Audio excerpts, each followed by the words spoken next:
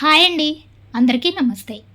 దైవ దర్శనానికి వెళ్ళే ముందు కాళ్ళను చిన్న పొడ కూడా లేకుండా కడగాలని అంటారు. దేనికి అన్న ధర్మ సందేహానికి ఈ వీడియోలో సమాధానం తెలుసుకుందాం.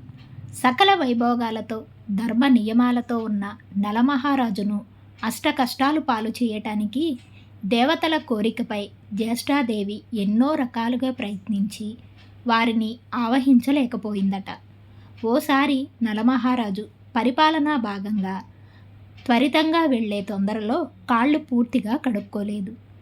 ఆ ఒక్క చిన్న పొడ ద్వారా దేవతల ఆజ్ఞను పాటించి మహా కష్టాల పాలు చేసింది ఆ జ్యేష్ఠాదేవి. దుష్టశక్తులు సదా మానవుడి శరీరంలోకి ప్రవేశించేందుకు అనేక మార్గాల ద్వారా ప్రయత్నిస్తూనే ఉంటాయి. కాబట్టి పూర్తిగా తడిచేలా కాళ్ళు కడుక్కోమని చెప్పటంలో అంత పరమార్థం దాగి ఉంది. ఫ్రెండ్స్, ఈ వీడియో కనుక మీకు నచ్చినట్లయితే తప్పకుండా లైక్ చేసి సబ్స్క్రైబ్ చేయండి.